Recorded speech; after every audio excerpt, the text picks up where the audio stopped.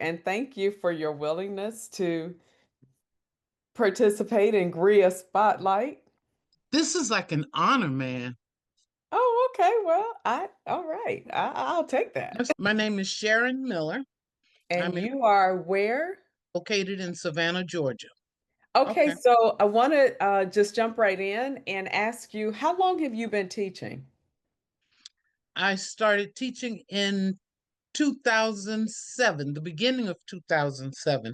I was actually the rookie, the rising star of the year for 2007. Okay.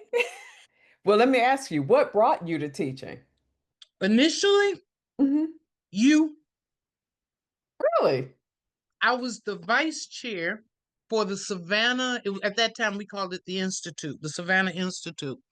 And they told us, they gave us these papers, which I now know are the pie catalog. And as I'm going through and I'm reading, I see this black girl. And I thought, I've not seen any blacks doing teaching real estate. So the person sitting next to me, I said, "Do you know her?" I said, "She spelled her name with the I." She said, "Yes, I've had one of her classes.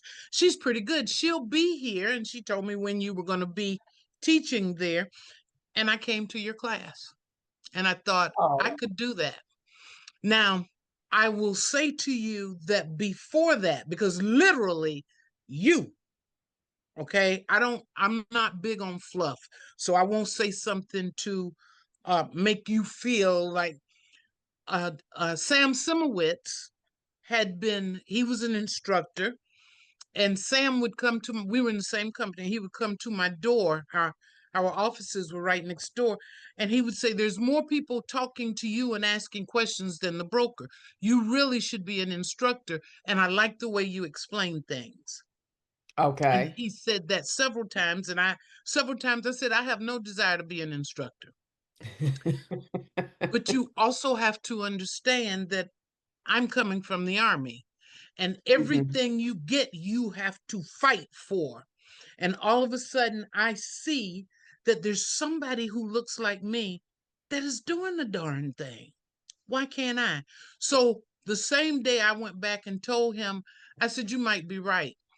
He said, "Well, I've got an idea."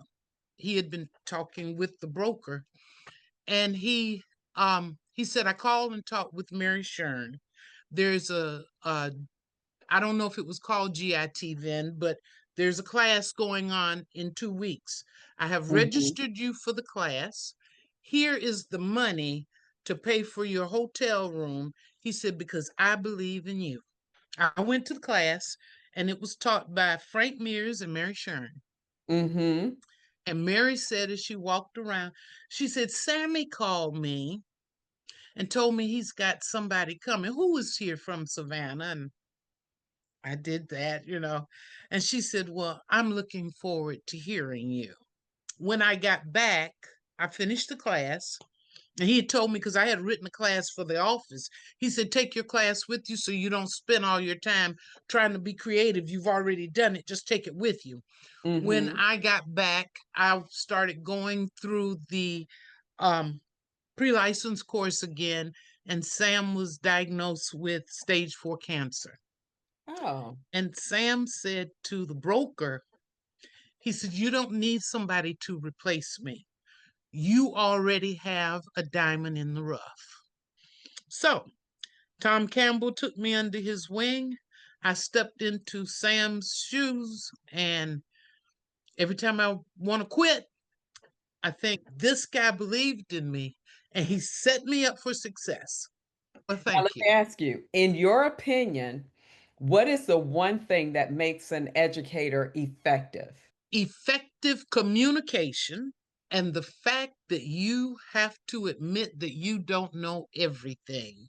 So, Mm. one of the things that I learned again from you, and then when I started dealing with Judge, because see, I talked to you after I got my license and you came, I went up and talked to you, and I was like, "Yeah, it's okay." But I learned also from you and Judge in that class, you said something that set me on a course. Someone said something, and this is what you did.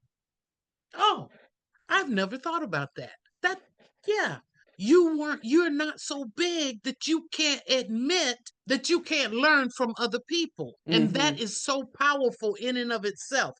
The fact that you are an effective communicator, the fact that you can learn from other people and you don't come out thinking or pretending that you know everything, because there's no way to know everything, Right. but to be humble enough to say, yes, I didn't know that. Thank you for sharing. And I think that's so powerful. Some instructors can't take that someone else had a better way. Some Mhm. instructors are not, and you've heard me say this before, some instructors are not effective communicators, and people walk out thinking the wrong thing because the students don't always ask the questions. And Mhm. I'm quick to tell you, if you want to take a class online, take it online. But let me say this to you. When you're in a classroom, not only do you get to meet other people, networking, but you get to hear someone say what either you didn't think to say or you didn't know to ask. And Right. that's where growth is.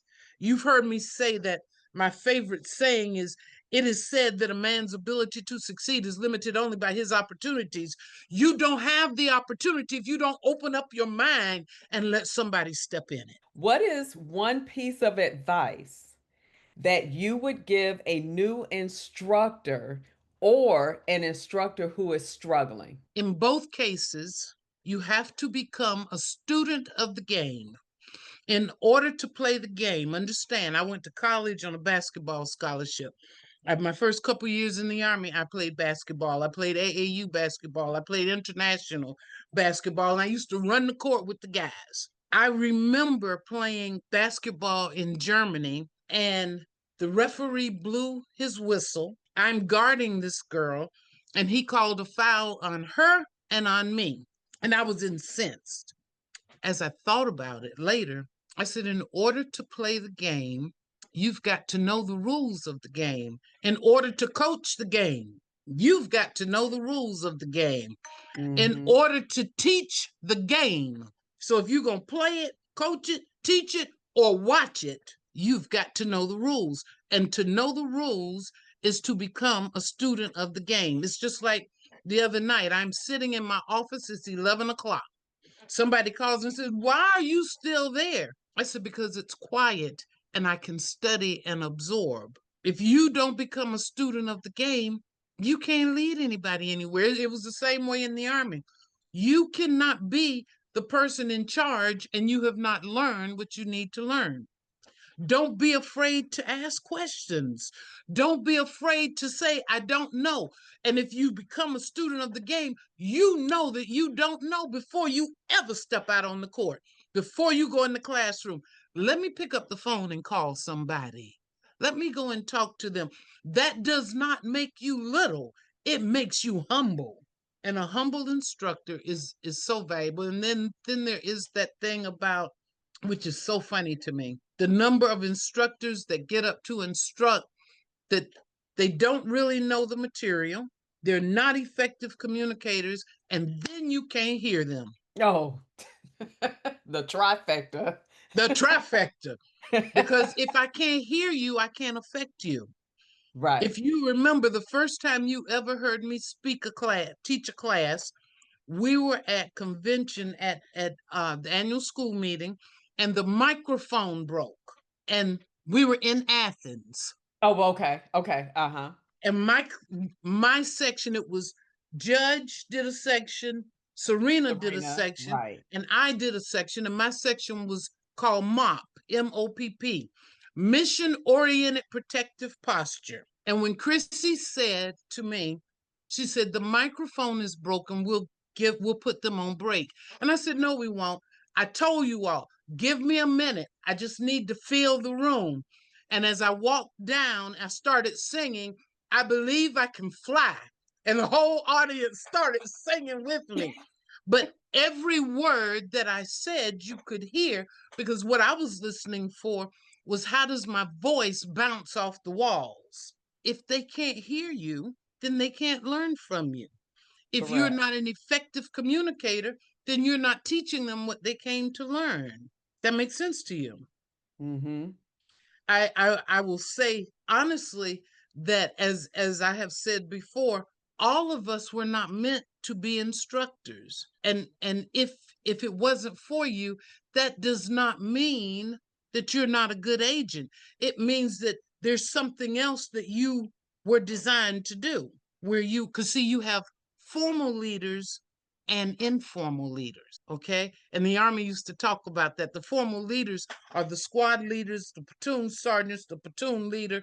The informal leader is the person that I'm talking to that I have to make sure that they get it because they're going to go out and run their mouths. And I need to ensure that whatever it is they're saying is correct because they will affect more people than those that just hear me. Sharon, Thank let you. me tell you something. Thank you. Thank you. Because this isn't for me, this is for the members of GRIA.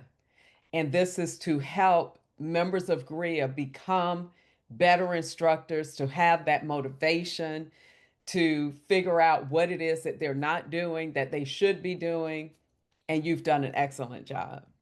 Thank you. I think at the same time, I'm hoping that some of the more senior instructors will take a look and learn that you know what, we're not competing with each other. When you have a question, you come and ask, and it's okay with me for you to ask, and it's okay for me to tell you everything you need so that you can be successful.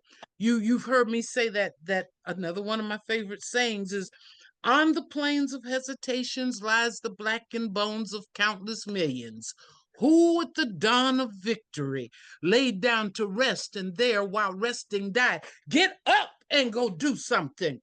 And sometimes that something is ask a question, study Mm-hmm. a little more. Don't be intimidated because if you're intimidated, you don't need to be in the front of the classroom because you might get a Sharon Miller who will ask the question and now you don't know how to answer it. As a senior instructor, be willing to give what has been given to you because that will make you better. But my delivery, it's about my convictions. It's about what I believe.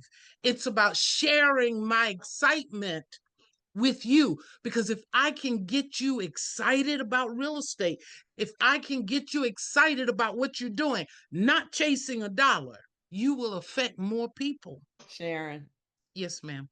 thank you. Oh, thank you, girl, because this is such an honor.